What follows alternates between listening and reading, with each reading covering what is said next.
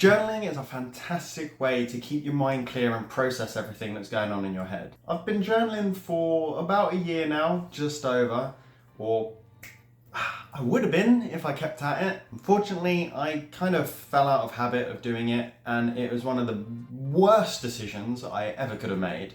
And I'm going to tell you why. There are two ways that I like to journal. One is through gratitude journaling using the 5-minute journal, and I've made a video about how that has impacted my life, which you can see by clicking from here or down in the description. The other way I don't think has a specific name other than journaling. Sitting down and writing out all of my thoughts as they happen onto the screen or paper, whichever, in front of me. It's called journaling, right? Well, the 5-minute journal I was able to stick to, and I've actually got an over 100-day streak on that. Very proud of that. But anyway, it's the other type of journaling that I fell out of habit of writing, and arguably the more important of the two. It's a healthy habit to have, and when I was practicing it properly, I was doing about 3 entries per week, which I think is a golden number.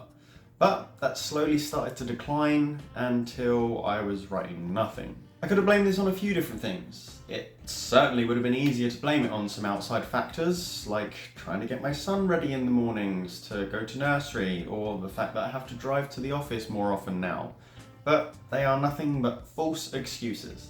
Nothing had actually changed in my routine, so there was no reason for me to have stopped writing these entries. I just stopped making it a priority. And this is a problem because I need that time to write. I need that time to clear my mind of all the different thoughts I have, whether that's ideas for new content that I want to do, other things that I want to try in my life, or more recently, how we can deal with the rising cost of living. Journaling is the time that I get to myself to lay everything out in front of me so I could see it and make sense of it. It's so much easier to process when I physically see it on the screen in front of me. Oh, I write my journal entries in Notion. It's so much better than just having like a ball of thought in your head that's like constantly moving and fluctuating. I genuinely imagine it like two cartoon characters when they have a scrap, like they get into a fight and it's just like a ball of dust and then just like... That's how I imagine all of my thoughts are when I'm stressed.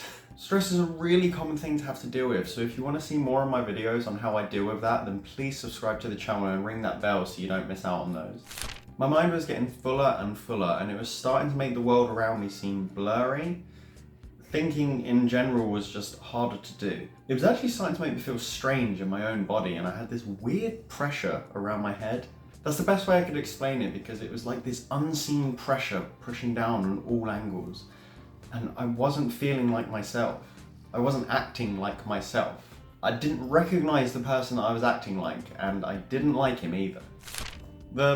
Let's call them symptoms that I was feeling included being forgetful. I would forget what I got up to do, or I'd completely lose my train of thought in the middle of talking about something. Making videos was harder as well because I instantly forgot the lines that I had just read to record. The stress was making me unfocused. I couldn't sit down to write for these videos.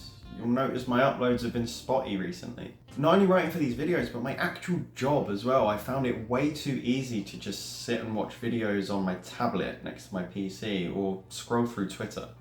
Feel free to follow me, by the way, and a link to that is in the description down below. Those two symptoms are real hindrances to my life, but they were far from the worst. The stress was making me really impatient. Since practicing stoicism and using the 5-minute journal, I have a lot more patience.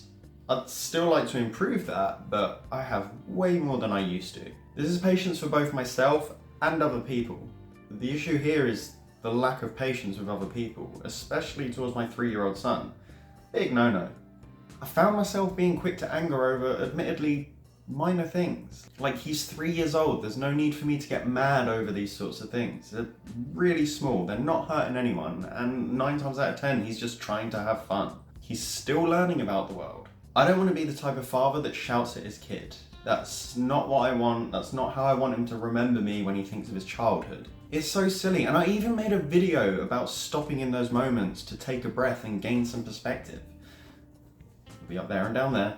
Getting angry and impatient really doesn't help any situation and just brings the energy down for everyone. I didn't like how I was acting towards my son and my partner, and I didn't like how I was acting towards myself and my work.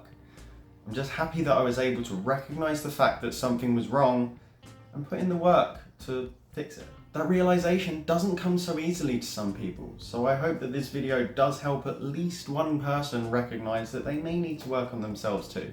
But work on it I did. I asked for some help and started working towards clearing my stress. This is how I allowed stress to completely consume me by falling out of the habit of journaling regularly.